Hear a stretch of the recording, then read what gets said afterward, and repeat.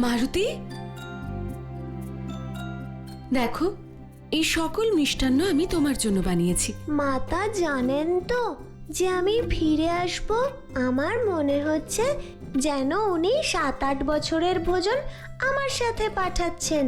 এবার মন দিয়ে শোনো, এগুলো তিলের লাড্ডু, বেশি দিন ভালো থাকবে না। জাম্বুবান মহাশয়, আপনি এগুলো মারুতিকে আগে খাইয়ে দেবেন। খাইয়ে দেবেন? আমি কি এতই সেই সুজে নিজে খেতে পারবো না? আর এগুলো হলো বেসনের লাড্ডু। আর ওর মধ্যে আরো কিছু লাড্ডু রয়েছে, সব শেষ হয়ে গেলে তারপর খাবে, ঠিক আছে? ঠিক আছে মাতা। এর অর্থ কি? আমি কি যুদ্ধক্ষেত্রে যাচ্ছি নাকি? মাতা, এভাবে তো রাত হয়ে যাবে।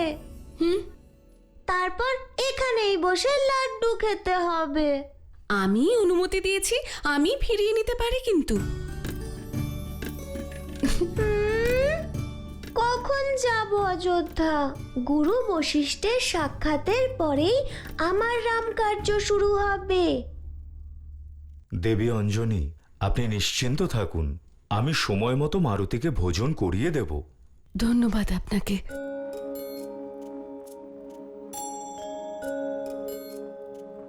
আগামীকাল থেকে সুমেরুতে আমি থাকবো অবশ্যই। আমার মন সেই অযোধ্যায় পড়ে থাকবে। এতদিনের জন্য মারুতি আমার থেকে দূরে থাকেনি কখনো। এখন তো গুরু বশিষ্ঠের সঙ্গে সাক্ষাতের জন্য উৎসুক, তাই বাকি কোনো কথায় ধ্যান দিচ্ছে না। কিন্তু কিছুদিনের মধ্যেই ওর মন খারাপ হতে শুরু করবে। আমাদের সকলের কথা ওর মনে পড়বে। তখন কিন্তু আপনাকেই ওর খেয়াল রাখতে হবে। আমি জানি আমাদের মারুতি সব বোঝে, কিন্তু এখনো তো শিশুই, তাই না? আপনি চিন্তা করবেন না দেবী, আপনার পুত্র যেমন আছে তেমনই ফিরে আসবে। আমি আমার সঙ্গেই ওকে ফিরিয়ে আনবো। অনেক ধন্যবাদ।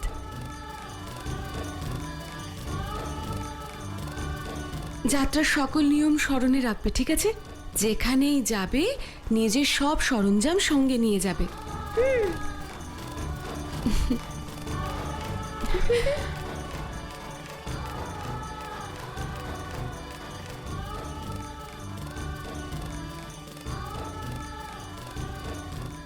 ধন্য মাতার মমতা।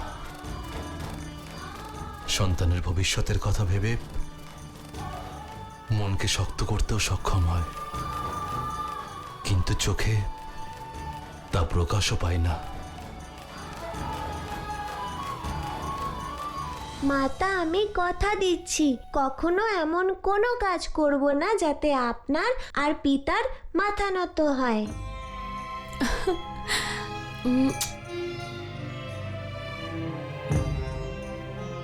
এই নাও পুত্র।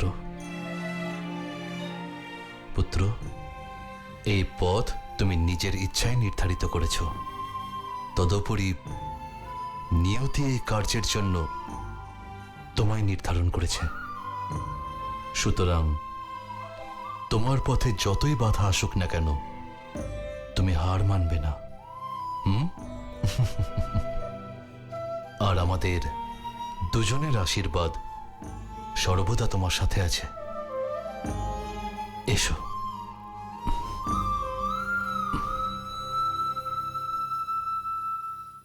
যাই তবে জাম্বুবান কাকা। আমি প্রস্তুত মারুতি।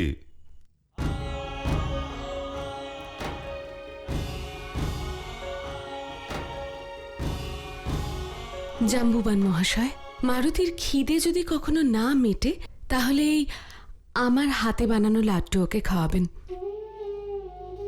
যতক্ষণ না আমার হাতে বানানো কিছু খাচ্ছে ততক্ষণ ওর মনও শান্ত হয় না, আর খিদেও মেটে না। ঠিক আছে দেবী, আপনি নিশ্চিন্ত থাকুন।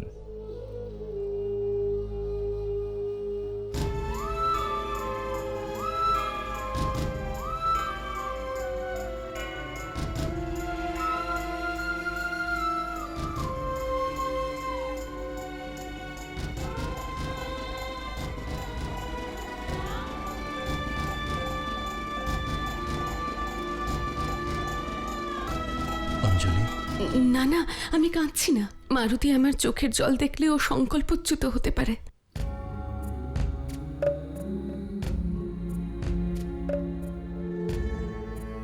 পুত্রের ইচ্ছা পূরণের জন্য বজ্রের ন্যায় কঠিন হয়ে যাও, আর সেই পুত্রের বিচ্ছেদের জন্য বরফের ন্যায় গলেও যাও। কি করব? আমি যে ওর মাতা।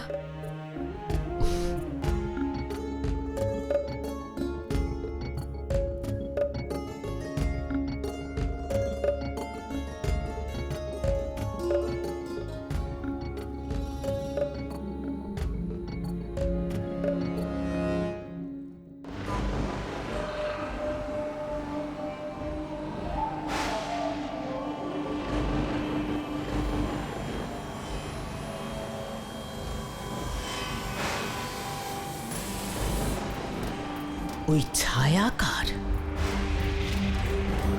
দাঁড়াও মায়াবী, তুমি যেই হও না কেন, লঙ্কেশ জননীর সাথে ছলনা করার পরিণাম জানো না তুমি?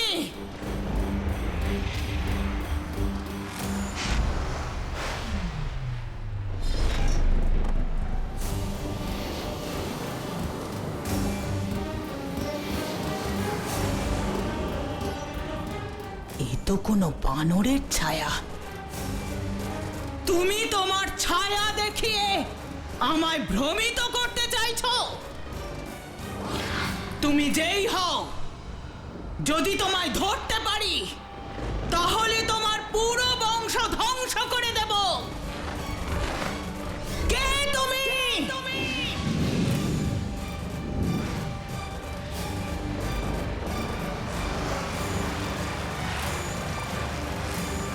অগ্নি? আমার লঙ্কাতে অগ্নি সংযোগ কে করলো?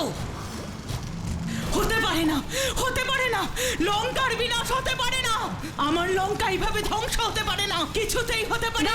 না, কি হয়েছে আপনার? স্বর্ণলঙ্কা সুরক্ষিত আছে।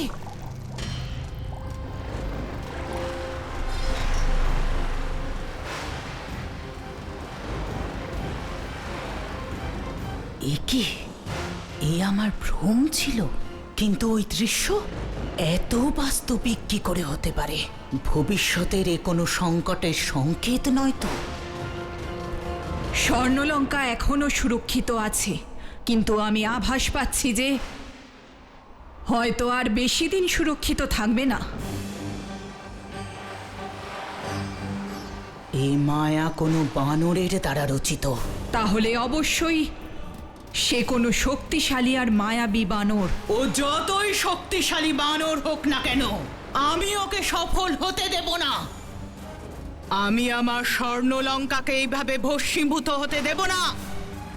আমাকে খুঁজে বের করতেই হবে কে সেই বানর, আর তার উদ্দেশ্যই বাকি। যদি কোনো বানরই লঙ্কার প্রতি কুদৃষ্টি নিক্ষেপ করে, তাহলে মাতা নিকুম্ভিলার নামে আমি শপথ করছি যে আমি সম্পূর্ণ বানর কুলের কিষ্কিন্ধার সর্বনাশ করে দেব।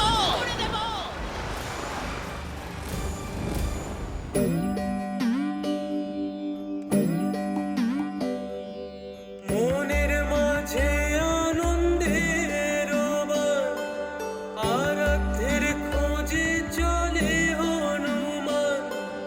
মনের মাঝে আনন্দের বান, আরাধ্যের খোঁজে চলে হনুমান।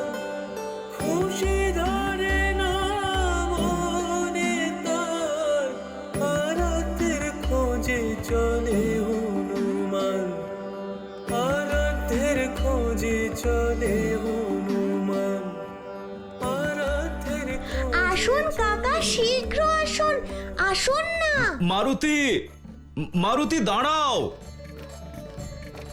অযোধ্যা যাওয়ার উৎসাহে তুমি আমাকেই ভুলে যাচ্ছ? আরে মারুতি, মারুতি দাঁড়াও। প্রভু, শেষ পর্যন্ত মারুতি সেই পথে যাত্রা শুরু করেছে যে উদ্দেশ্যে ও জন্মগ্রহণ করেছে। দেবী, যেইরূপ বীজ বপনের পর বৃক্ষের আকার ধারণ করলে অথবা অঙ্কুর থেকে পুষ্পে পরিণত হলে তার মূল উদ্দেশ্য পূর্ণ হয়, সেই রূপ মারুতির এই ভক্তি এই লীলা খেলার মূল উদ্দেশ্য, আর যা আরম্ভ হয়ে গেছে।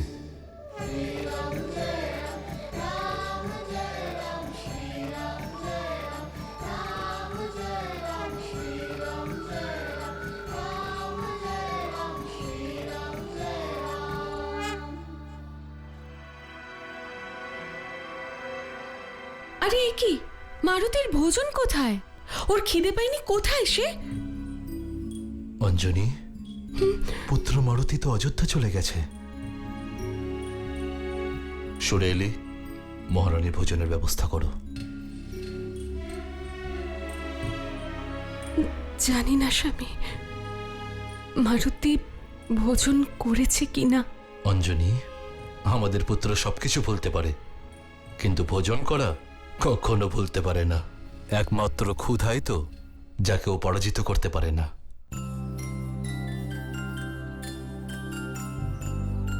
আপনি কি ক্লান্ত কাকা? না প্রভু, আপনি দাঁড়িয়ে পড়লেন তাই ভাবলাম কিছুক্ষণ বিশ্রাম নিয়ে নি। আপনিও খানিকক্ষণ বিশ্রাম নিয়ে নিন। তাছাড়া দেবী অঞ্জনী আমাকে এক গুরুভার দিয়েছেন সময় মতো আপনাকে ভোজন করানোর, না হলে আপনি ক্লান্ত হয়ে পড়তে পারেন। আমার মন অযোধ্যা যাওয়ার আনন্দে প্রসন্ন হয়ে আছে, তাই আমি ক্লান্তই হব না। আপনার খিদে পেলে আপনি খান। অযোধ্যা পৌঁছানোর পরেই আমি অন্ন জল গ্রহণ করব। হ্যাঁ? না প্রভু, ঠিক আছে, আমিও অযোধ্যায় পৌঁছেই ভোজন করব। কাকা, তখন থেকে আপনি পুটলি বয়ে নিয়ে চলেছেন, দিন আমি নিচ্ছি। আপনি এক কাজ করুন, আপনি লাড্ডু খেতে খেতে পিছনে আসুন, আমি প্রভুর নাম জপ করতে করতে হাঁটছি। না না প্রভু, আমি এত বৃদ্ধ হইনি যে পুঁটলির ভার বহন করতে পারবো না। চলুন। জয় শ্রীরাম, জয় শ্রীরাম, জয় শ্রীরাম, জয় শ্রীরাম। না স্বামী, আপনি তো মারুতিকে চেনেন। ও যখন কোনো কিছুতে মগ্ন থাকে তখন ওর খিদেও পায় না, তৃষ্ণাও পায় না। আমার খিদে নেই, আমি ভোজন করব না। অঞ্জনী,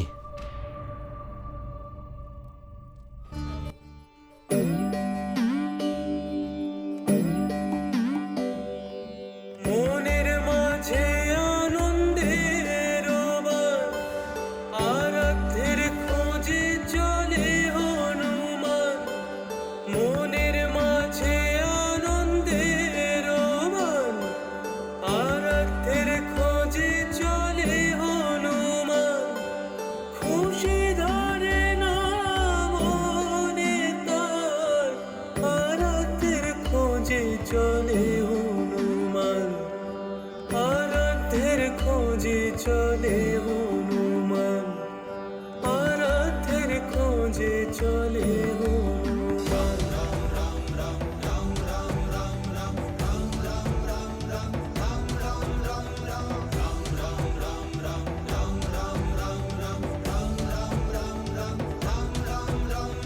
রাম নাম সাহারা সবাকার, রাম নাম প্রাণের আধার। প্রতিরোম কূপে রাম বিরাজমান, পবিত্র মনে জপে সে দিনমান। রাম রাম রাম রাম রাম রাম রাম রাম রাম রাম রাম রাম রাম রাম রাম রাম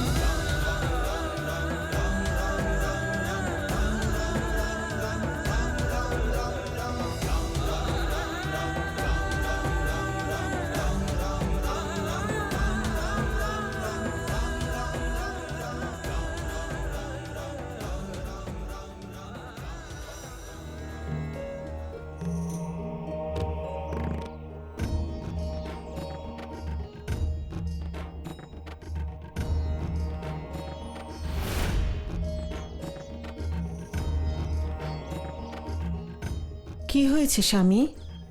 আপনাকে চিন্তিত দেখাচ্ছে। এই প্রতিকূল সময়ে আমি এক আশার আলো দেখতে পাচ্ছি দেবী অরুন্ধতী। তা কি স্বামী?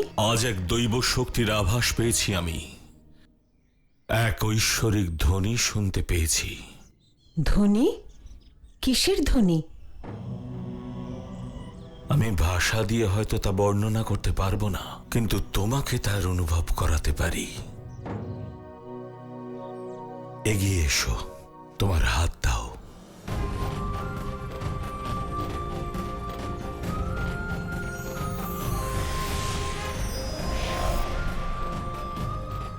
ওম নমঃ শিবায়। জয় শ্রীরাম। স্বামী, এ অবশ্যই কোনো শুভ আর পবিত্র সত্তা। মনে হচ্ছে এ কোনো শিশুর কণ্ঠস্বর। এই ধ্বনির অন্তর্নিহিত ভাব বুঝতে পারছি না, কিন্তু তপবলের দ্বারা এই বিষয়ে কিছু অনুমান করতে পারছি যে এই ধ্বনির মধ্যেই বর্তমান সমস্যার সমাধান লুকিয়ে আছে। এই দৈব সত্তা দ্বারা কি মহারাজ দশরথের বানপ্রস্থকে রোধ করা সম্ভব?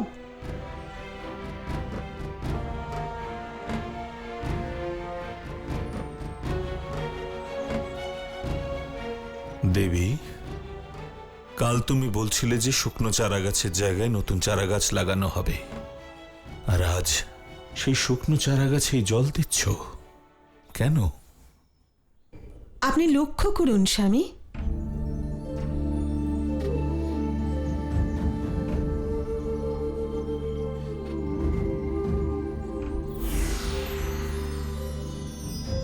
সমাধান পেয়ে গেলাম দেবী। একটি ছোট্ট নতুন পাতা দেখে তোমার মনে আশা জেগেছে। যেই চারাগাছ হয়তো জীবিত হবে, তার কারণ জীবনের প্রতি ইচ্ছা উৎপন্নের জন্য ক্ষণিকের আশার সামান্য আলোই যথেষ্ট। এর সাথে আমাদের সমস্যার কি সম্পর্ক?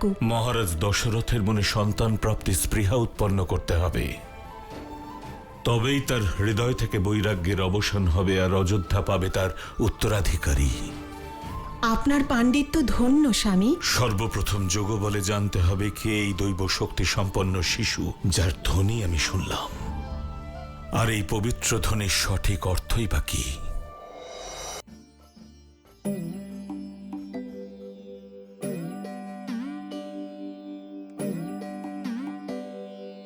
জ্ঞানের বীজ করে রোপণ, বুদ্ধি দিয়ে জল সেচন, জীবনের ধন যায় না ফেলা, বীজ বপন করে হনুমান, বীজ বপন করে হনুমান, বীজ বপন করে হনুমান। ওম নমঃ শিবায়।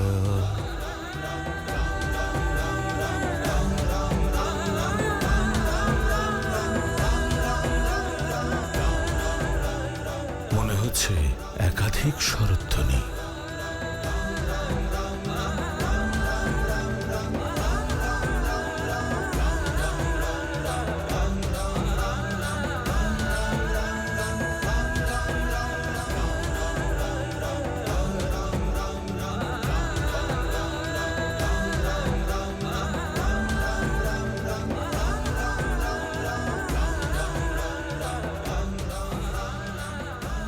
এই শিশুই কি তাহলে মহাদেবের রুদ্রাবতার?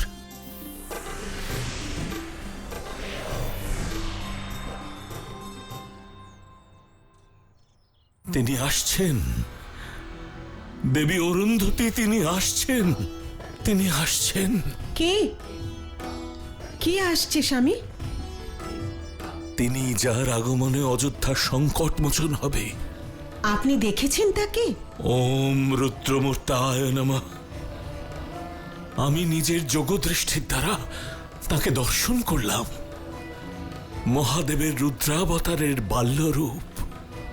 রুদ্র অবতার? স্বাগত জানানোর সময় হয়েছে দেবী। অযোধ্যার ভাগ্য বদলাতে চলেছে।